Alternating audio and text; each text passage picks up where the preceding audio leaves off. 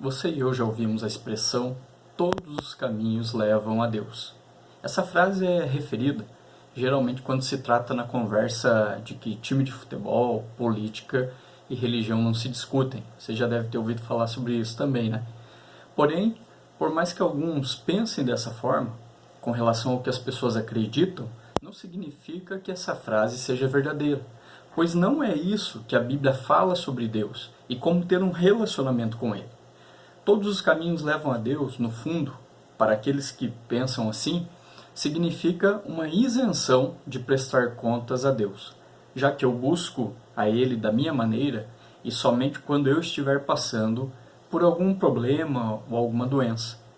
Devemos ser honestos, que essa frase é bem ardilosa, ela é bem desonesta e bem egocêntrica. Afinal, não há muitos caminhos para que o ser humano tenha uma vida com Deus. A Bíblia mostra como Deus se revela, como Ele quer ser adorado e por qual caminho isso passa. Todos os caminhos levam a Deus? Será? Vamos ver o que a Bíblia diz sobre esse assunto. A Bíblia, ela nos adverte contra a idolatria. Vamos ler o texto de Isaías, capítulo 42, versículo 8. Isaías, capítulo 42, versículo 8. Olha o que Deus está falando sobre Ele mesmo e sobre o que Ele pensa quando nós idolatramos pessoas, idolatramos coisas, idolatramos objetos. Veja o que diz o texto de Isaías 42, versículo 8. Eu sou o Senhor, este é o meu nome, não darei ao outro a minha glória, nem a imagens o meu louvor. A Bíblia é a palavra de Deus. Ela é o referencial quanto à verdadeira adoração que deve ser prestada a Deus e quem é Deus. Logo, somente a Bíblia revela aquilo que Deus diz de si mesmo e o que espera do ser humano, ou seja, uma verdadeira adoração de acordo com o que Ele mesmo diz na sua palavra. Normalmente as pessoas pensam, quando se trata de idolatria, apenas como a atitude de alguém se dobrar diante de imagens e ídolos ou divindades. No entanto, ao segregar a idolatria apenas a isso, alguns podem pensar, bom, isso eu não faço, então eu não sou idólatra. Porém, a idolatria ela não se limita a uma atitude externa, ela é um problema do coração humano. Pois a essência da idolatria é em colocar algo no lugar de Deus que não é Deus. E até mesmo pessoas, situações e outras coisas podem se tornar ídolos do coração. Isso mesmo, quando nós damos mais valor e dedicamos maior amor, por exemplo, ao nosso trabalho, aos nossos filhos, ao padrão de vida, projetos da vida, até mesmo ao descanso ou qualquer outra coisa do que a Deus, estamos cometendo o pecado da idolatria. Certa vez eu estava conversando com uma mulher em determinado local que a gente fazia um estudo bíblico, e essa pessoa ela falou assim: eu amo demais os meus filhos, eu não sei viver sem eles, eu faço tudo por eles, eu daria a minha vida por eles. Ok, coisas válidas, atitudes que de fato são honestas, né? Porque qualquer pai ou mãe se dedicaria realmente aos filhos, só que nesse caso, né, aquela mulher, infelizmente, ela chegava quase ao ponto de idolatrar a sua família, porque você percebia no jeito dela falar deles que não havia, muitas vezes, até mesmo espaço para Deus. Né? Estávamos ali discipulando ela, evangelizando, falando do Evangelho, mas ela, até aquele momento, né, não se rendia ao Evangelho, mas tinha a própria família como sim um ídolo. Perceba que até coisas boas elas podem se tornar um ídolo em nosso coração se a gente não deixar. Mas o texto de Isaías, onde Deus está se revelando, ele mesmo diz que ele não dá a glória dele, ou seja, ele não troca de lugar com ninguém, ele não dá o seu lugar que deve ser o coração humano para outra pessoa ou para outro Deus. E o texto do profeta Isaías, né, onde por meio do profeta Deus ele revela que ele é o Senhor, esse texto significa que Deus está se identificando ao seu povo. Perceba que o contexto ali de Isaías, Deus está falando com o seu povo através do profeta. Então ele está se identificando, ele está dizendo, olha, eu sou assim, eu sou essa pessoa que eu estou dizendo que eu sou o Senhor. E perceba que ele mesmo atribui exclusividade quando diz que ele é. Ou seja, nós encontramos em outras passagens bíblicas Deus se identificando dessa maneira, onde ele se refere a si mesmo como o único Deus verdadeiro e real. Lembramos do momento em que Deus chama Moisés lá no deserto, você pode recordar ou ler depois na Bíblia, lá em Êxodo, quando Deus ele se mostra para Moisés, se revela a Moisés no meio da sarça ardente. Moisés está ali pastoreando seu rebanho no deserto e de repente aparece uma sarça, uma árvore, um pequeno arbusto lá, queimando, mas não se consumindo, não virando cinzas. E Deus diz para Moisés tirar a sandália dos seus pés, porque aquele lugar onde ele estava se revelando era separado, era santo. Deus dá orientações para Moisés, conversa com Moisés, se mostra a Moisés, e quando Deus diz para Moisés, dá ordem para Moisés, diz assim, Moisés, você vai para o Egito e vai tirar meu povo de lá. Um questionamento que Moisés faz a Deus é, mas Deus, eu vou dizer quem está me mandando lá para tirar o povo do Egito. Aí você encontra lá em Êxodo 3,14, Deus dizendo assim para Moisés, assim dirás aos filhos de Israel, eu sou, me enviou a vocês. Então, Deus usando essa expressão, que ele era. É Deus, então, se auto-revelando sobre a sua própria pessoa, sua própria essência. Então, quando nós pensamos na essência e na pessoa de Deus e Deus mostrando exclusividade, não há espaço, de fato, para outro Deus. E aqui Deus com D minúsculo. Porque ele é, de fato, o único Deus que existe. E no texto de Isaías, Deus acrescenta a palavra Senhor. Ele diz, eu sou o Senhor. Quando ele diz que é Senhor, ele está se referindo ao seu poder, ao seu domínio, à sua soberania. Ele diz que esse é o seu nome.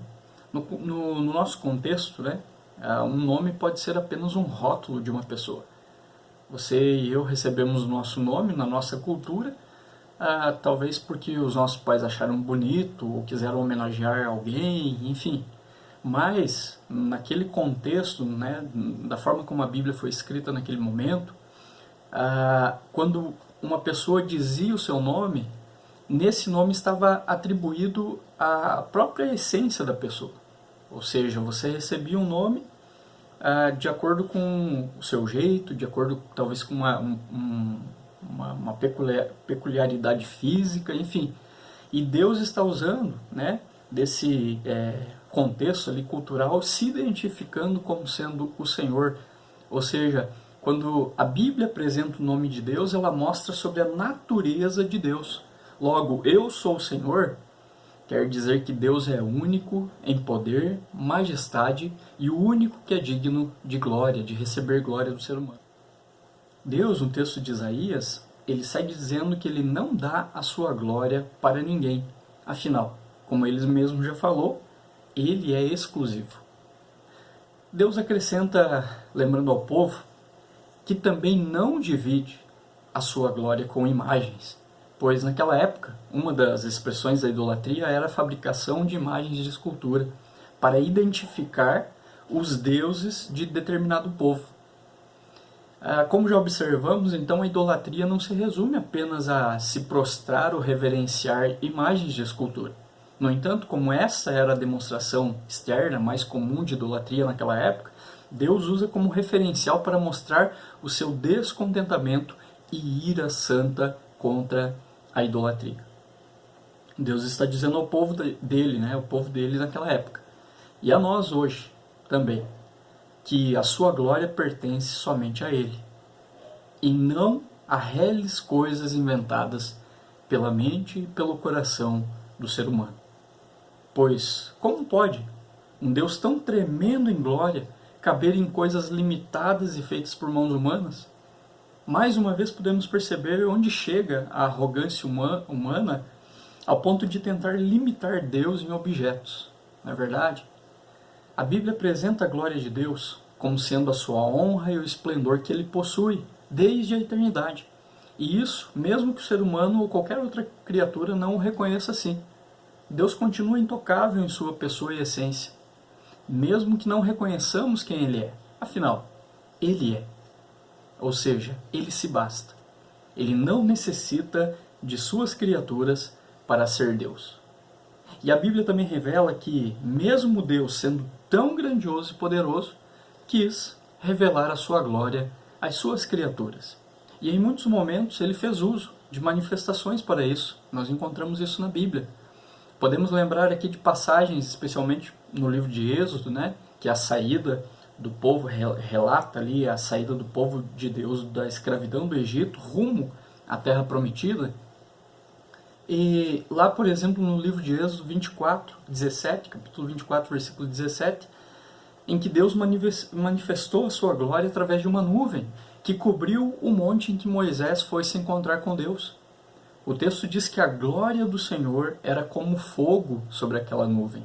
Uma manifestação da glória de Deus ali de forma visível, né? Em que o povo pôde observar, pôde ver, e a Bíblia chama aquele momento em que a nuvem, né, cobre o monte e tinha uma aparência de fogo, como a glória do Senhor.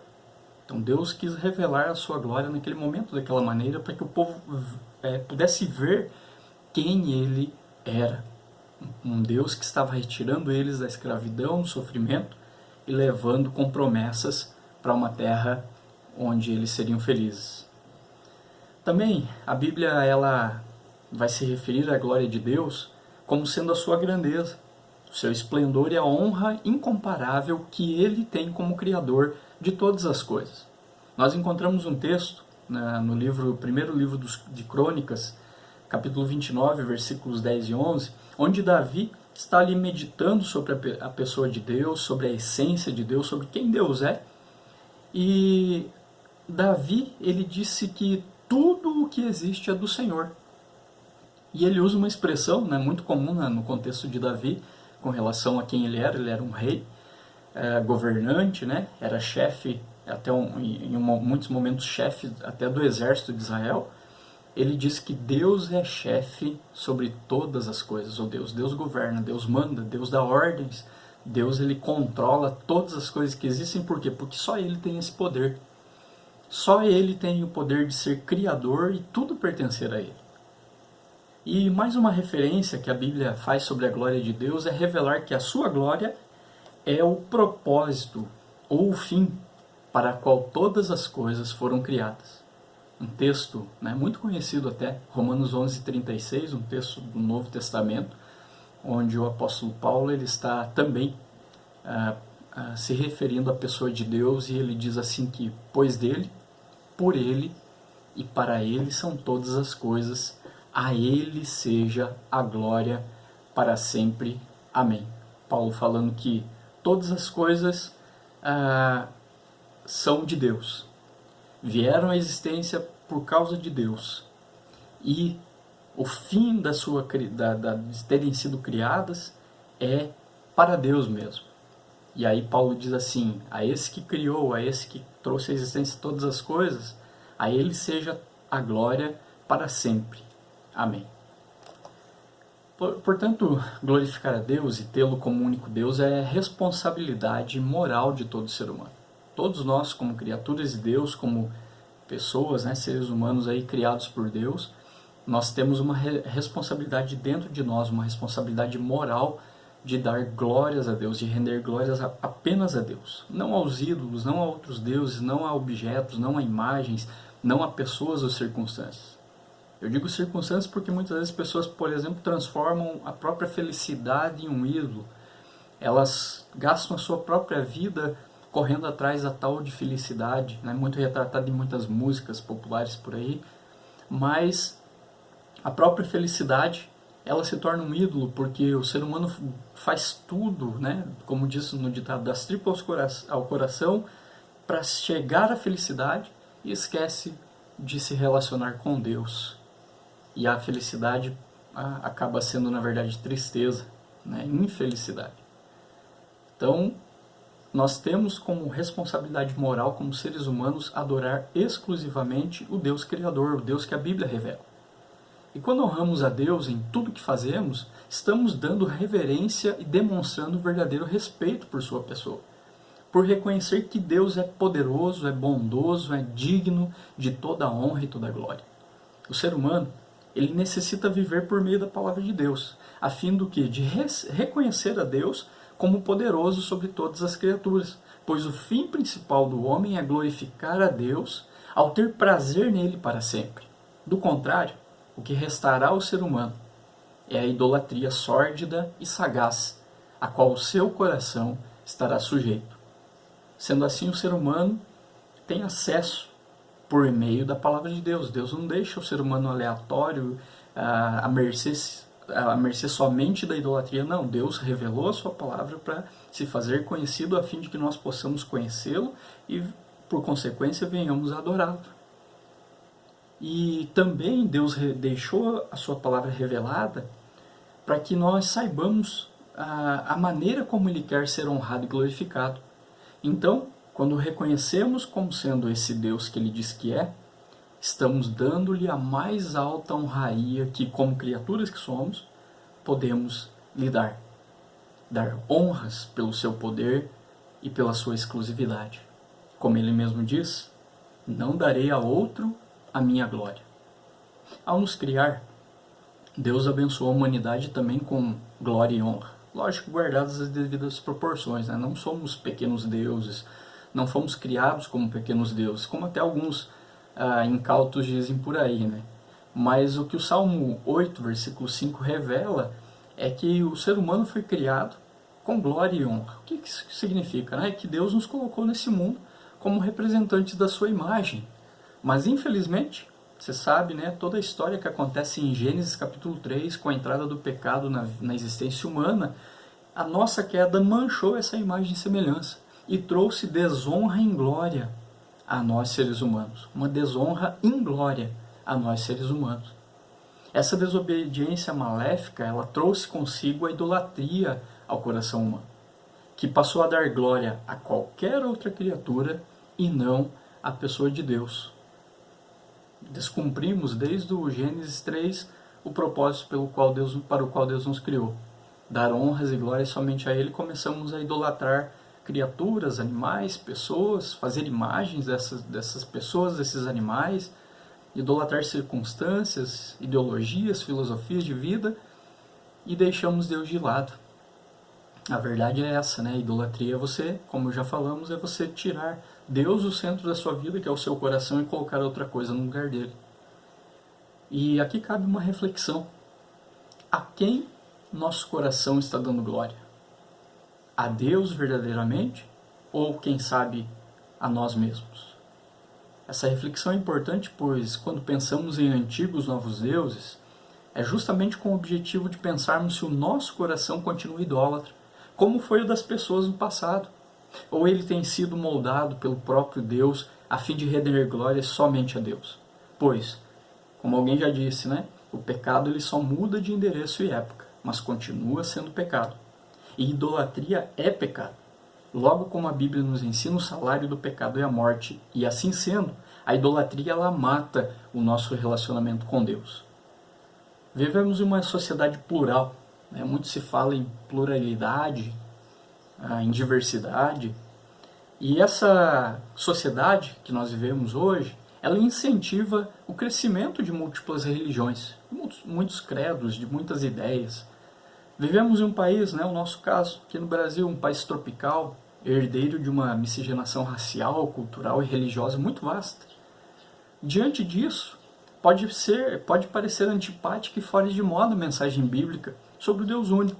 Afinal, quem não sabe hoje que os cristãos adoram o Deus da Bíblia? Quem não sabe hoje que os cristãos creem que Deus enviou Jesus, seu Filho, para morrer na cruz a fim de pagar o preço dos nossos pecados? Por conta desse contexto moderno, parece até que quando evangelizamos uma pessoa, quando os cristãos evangelizam uma pessoa, eles estão levando uma má notícia. Mas aqui vale lembrar que, como povo de Deus, a igreja não está negociando uma mensagem politicamente correta, mas está revelando aquilo que Deus diz sobre ele, sobre a humanidade e sobre as demais criaturas. E sim, essa mensagem, não poucas vezes, irá de encontro a muitas crenças populares e a outras religiões. Talvez a mensagem aqui que nós estamos falando nesse momento vá de encontro até mesmo ao que você que está assistindo crê. Só que o convite que eu te faço é que você reflita no que estamos falando aqui e que você vá à Bíblia. Não apenas porque eu estou te falando aqui que está escrito lá, vá na Bíblia. Tenha o interesse de ir na Bíblia, conferir se o que nós estamos falando aqui é uma mensagem pessoal, uma mensagem criada por algum ser humano, uma mensagem até de uma denominação evangélica ou de uma igreja, mas vá à Bíblia para você saber se o que eu estou te falando aqui é tudo isso ou de fato é a palavra que Deus está revelando. E no entanto, ao cristão, a nós cristãos, que cremos no Evangelho, na palavra de Deus, na Bíblia Sagrada, é o nosso pressuposto de fé, é necessário agradar a Deus e não a homens. É isso que nós aprendemos na Bíblia. O cristão aprende na Bíblia que em muitos momentos, até mesmo em confronto de ideias, em confronto de pensamentos, nós podemos até ser rechaçados, podemos até ser perseguidos, até mesmo, né, por conta do que nós entendemos como verdade, pregamos e ensinamos, mas cabe ao cristão obedecer à Bíblia, né, agradar a Deus e não a homens. Então, por diversas vezes, sim, a mensagem bíblica será taxada de arrogante e intolerante. Porém, mesmo que hajam pessoas que tentem desqualificar e até mesmo trazer descrédito à mensagem bíblica, a palavra de Deus permanece e ela diz que idolatria é pecado. Perceba como este ataque à fé cristã e à sua mensagem está sempre atrelada à idolatria, seja a pessoas, ideologias, filosofias ou a outras crenças. E isso ocorre justamente por muitos não quererem se sujeitar à palavra de Deus, especialmente em se tratando de se reconhecerem como pecadoras e carecerem de ter um relacionamento com Deus por meio da pessoa de nosso Senhor Jesus Cristo. Normalmente, hoje, os cristãos enfrentam pelo menos 3 acusações por confessarem fé na exclusividade de Jesus. Somos acusados de arrogantes por não considerarmos outras religiões igualmente válidas e verdadeiras. Isso mesmo, não cremos que todos os caminhos levam a Deus. Também somos acusados de sermos retrógrados, por afirmarmos que só existe um Deus e um único livro que o revela. Pensamos e cremos assim, porque a própria Bíblia revela. Não somos retrógrados por pensar assim. Somos pessoas, somos cristãos bíblicos, vivemos um cristianismo bíblico, não denominacional, não apenas com uma placa de igreja, não, mas cremos que só existe um Deus verdadeiro. E somente a Bíblia revela esse Deus. Portanto, a Bíblia, como único livro da nossa fé, nós entendemos como a única palavra de Deus revelada ao ser humano. Completando essa falaciosa lista, somos considerados irrelevantes porque, dizem os acusadores de hoje, a exclusividade de Deus não dialoga com as necessidades reais do ser humano. Ou seja, crer em Deus, segundo alguns, é ser arrogante, é ser retrógrado, é ser irrelevante. No entanto, esquecem que quando afirmam que todas as religiões são válidas e todos os caminhos levam a Deus, mas tentam eliminar o que o cristianismo bíblico crê, estão fazendo justamente aquilo do que acusam o cristianismo bíblico de ser. Diante dessa realidade, são grandes os desafios que a Igreja de Jesus tem, tanto para pregar o Evangelho, como para preparar os crentes para lidarem com essa realidade. Podemos apontar algumas semelhanças entre o contexto de Isaías e o nosso, e verificar como a mesma mensagem entregue para aquele auditório, naquela época, também precisa ser ouvida pelas pessoas de nosso tempo. Como já falamos anteriormente, quando Deus revela seu nome como sendo Senhor e atrela o seu nome à sua glória, ele está mostrando que o seu nome tem um peso, ou seja, o seu nome revela quem ele é de fato. Então, o ser humano tem o dever de render glória a Deus somente, pois ele é seu Criador e sustentador. Logo, a humanidade deve honrar a Deus. Isso tem a ver com o propósito para o qual Deus nos criou. que é cultuar apenas o seu nome por toda a terra. O culto que prestamos a Deus consiste em direcionar toda a nossa vida para esse alvo. Toda a criação foi feita com essa percepção inata, para que se volte ao Criador e o reconheça. Já diz o Salmo 150, versículo 6, todo ser que respira, louve ao Senhor. O que foge disso é idolatria. Adorar outros deuses constitui uma ofensa gravíssima. Percebemos isso na leitura bíblica. É como dizer que outra pessoa é responsável por ter criado todas as coisas, por manter a ordem no mundo, por me ajudar nas minhas dificuldades pessoais. Enfim, é desviar todo o reconhecimento, amor, dedicação, devoção, tributo e homenagem que pertencem somente a Deus. Vamos pensar e aplicar isso aqui a um ídolo muito corriqueiro no coração humano, o dinheiro. Perceba, meu dinheiro tem poder para criar coisas e benefícios. Meu dinheiro é quem tem poder para manter a ordem da minha vida. Meu dinheiro me ajuda nas minhas dificuldades pessoais. Quando estou com depressão, é ele que me cura. Por isso, dedico todo o meu amor e dedicação. Inclusive, eu sacrifico a minha família para isso. A minha devoção, o meu tributo e dedico a minha homenagem ao meu dinheiro. Percebe como isso soa? Como isso soou no seu ouvido? Normal ou causou algum tipo de desconforto em você? Espero que tenha causado desconforto, pois se você achou normal e disse, é isso aí, dinheiro é o que há, infelizmente é um sinal de que o malfeitor não estará roubando apenas o dinheiro, mas também o seu coração, e de que a ferrugem não estará corroendo apenas as moedas, mas a sua alma.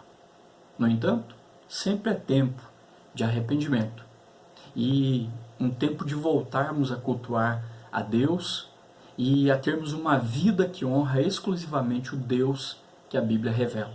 Pense nisso. Falamos da idolatria como a Bíblia revela, que a idolatria é um pecado grave e sério. Mas a Bíblia também revela o tratamento que ela recebe do próprio Deus e mostra que Deus ele despreza a idolatria. E o desprezo de Deus é em forma de deboche. Sim, isso mesmo, Deus debocha da idolatria e por consequência do idólatra. Podemos perceber isso no próprio contexto de Isaías, onde Deus ele debocha da idolatria e vai debochar também do idólatra. Afinal, o ser humano idolatra a criatura por diversos motivos, e um deles é buscar independência de Deus, como se isso fosse possível. Deus expõe, com seu santo e divino deboche, os deuses falsos e diz que eles são completamente nulos, ou seja, não ajudam o ser humano de maneira nenhuma e são nulos em poder. Um exemplo é quando uma pessoa devota sua fé a uma imagem. Sim, até hoje as pessoas fazem isso. Acredite. Deus, por meio do profeta, diz que tal imagem deve ser feita com cuidado para não oscilar demais, de tão frágil que é. Olha o que diz Isaías 40, do versículo 18 até o 20. Com quem vocês compararão Deus? Como poderão representá-lo? Com uma imagem que o artesão funde e que o ourives cobre de ouro e para a qual modela correntes de prata? Ou com o ídolo do pobre que pode apenas escolher um bom pedaço de madeira e procurar um marceneiro para fazer uma imagem que não caia? Também Isaías vai dizer no capítulo 41, versículo 7, o artesão encoraja o ourives, e aquele que alisa com o martelo incentiva o que bate na bigorna. Ele diz acerca da soldagem, está boa, e fixa o ídolo com um prego para que não tombe. Perceba que Deus, por meio do profeta, estava falando para o seu próprio povo, que por vezes se deixou levar pela idolatria que reinava sobre outros povos. Então, a maneira como Deus trata o pecado da idolatria é com seriedade, pois implica onde está o coração do ser humano, mas também com desprezo e deboche, pois o ídolo jamais afeta Deus em seu poder e majestade. E ele disse, ele não divide a glória dele com ninguém. Então a maneira como Deus trata o pecado da idolatria é dessa forma, com seriedade, porque ele sabe que, infelizmente, o ser humano tem essa tendência de levar o coração a outros deuses, a ídolos, a outras coisas. Mas também com deboche, porque Deus não deixa de ser Deus, porque as pessoas, infelizmente, idolatram essas coisas. Quem precisa se cuidar dos ídolos do coração não é Deus, mas sim o ser humano. Por isso Deus se revela como o único Deus verdadeiro e também revela o privilégio que tem todo aquele que o reconhece como Deus e tem um relacionamento com Ele. Deus quer a exclusividade no meu e no seu coração. Deus não precisa de prego para segurá-lo, para que não caia. Uma vez tentaram fazer isso com ele, em uma cruz, mas ele não ficou lá. Deus não carece de mãos humanas para fazê-lo. Ele, com suas próprias mãos, nos criou para adorá-lo. O contexto de Isaías, dentro da cultura do povo de Deus naquela época, ou seja, um povo que havia sido eleito por Deus, resgatado do Egito, que tinha testemunhado as obras de Deus e conhecia a lei de Moisés. Por isso não havia qualquer justificativa ou explicação para que os israelitas se desviassem para os deuses das nações vizinhas. Não havia possibilidade de uma democracia religiosa. Israel era propriedade exclusiva de Deus. Portanto, a idolatria era inaceitável. Mas podemos observar na Bíblia que o povo de Deus não deveria se cuidar da idolatria apenas no Antigo Testamento, pois, como já falamos, o pecado da idolatria atravessa gerações e eras desde o início da humanidade. No Novo Testamento temos alguns exemplos de como os apóstolos e a igreja daquela época trataram deste assunto também naqueles tempos. Lemos em Atos, capítulo 14, versículos 11 a 17, que o apóstolo Paulo e o seu companheiro de viagem missionária Barnabé, eles estavam na cidade de Listra. Ali eles curaram um aleijado. Então qual foi a reação das pessoas para com eles? Veja o que diz o texto, Atos 14, versículo 11. Ao ver o que Paulo fizera, a multidão começou a gritar em língua licaônica: os deuses desceram até nós em forma humana. O povo logo trouxe oferendas para apresentar aqueles dois homens. Mas veja o que Paulo disse, Atos 14, de 14 a 17. Ouvindo isso, os apóstolos Barnabé e Paulo rasgaram as roupas e correram para o meio da multidão gritando: homens, por que vocês estão fazendo isso? Nós também somos humanos como vocês. Estamos trazendo boas novas para vocês, dizendo que se afastem dessas coisas vãs e se voltem para o Deus vivo, que fez o céu, a terra, o mar e tudo que neles há. No passado ele permitiu que todas as nações seguissem os seus próprios caminhos. Contudo, Deus não ficou sem testemunho. Mostrou sua bondade, dando-lhe chuva do céu e colheitas no tempo certo, concedendo-lhe sustento com fartura e um coração cheio de alegria. É interessante notarmos que o primeiro impulso do coração humano, diante de fenômenos naturais ou fatos incompreensíveis, é interpretá-los de modo idólatra.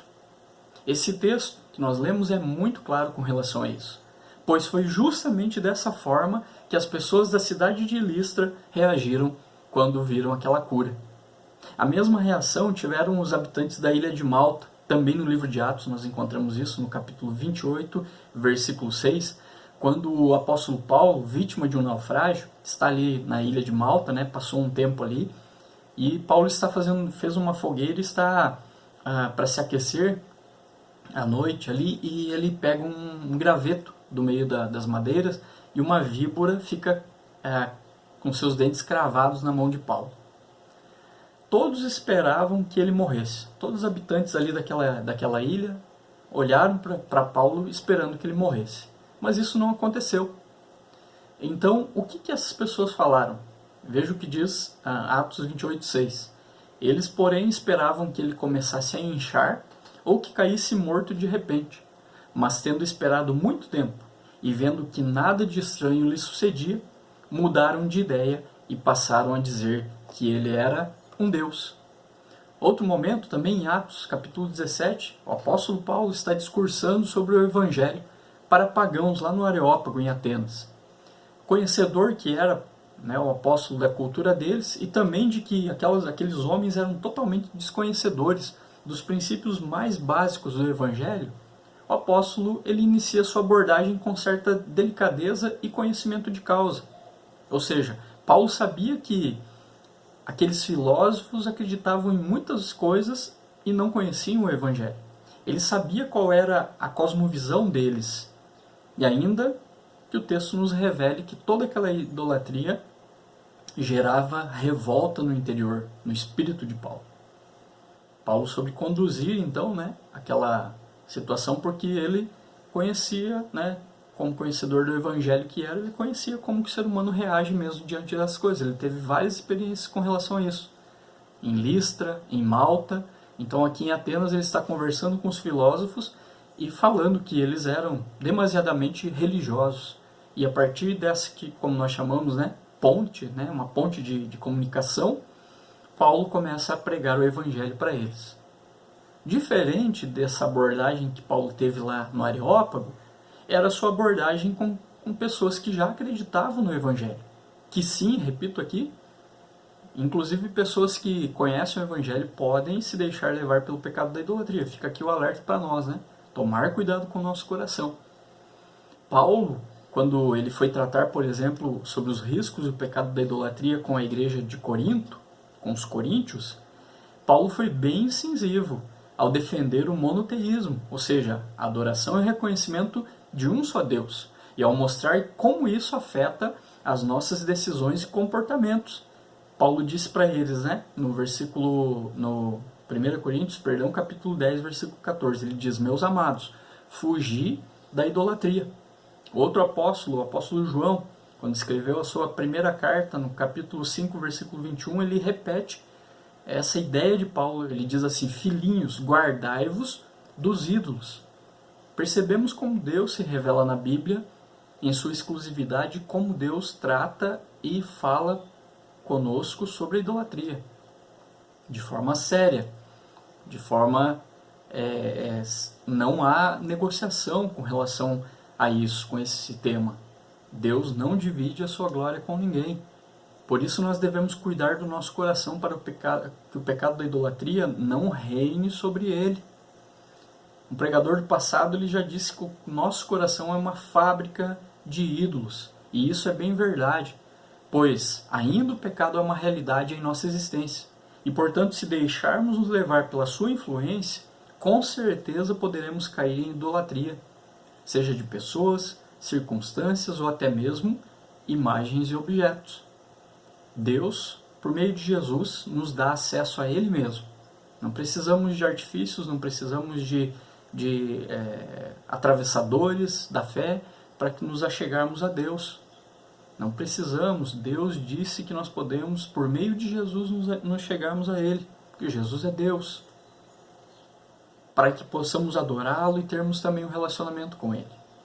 Por isso precisamos rever em Jesus o nosso propósito como seres humanos. Para quem fomos criados? Para os ídolos, sejam eles das formas que forem, ou para a glória de Deus? Sim, a Bíblia revela que fomos criados para a glória de Deus, para o seu culto e o seu louvor. Fuja da idolatria. Não seja nem mesmo você mesmo, o seu próprio ídolo. Adore somente ao único Deus verdadeiro. Não. Todos os caminhos não levam a Deus. Só há um caminho, e é por meio do próprio Deus.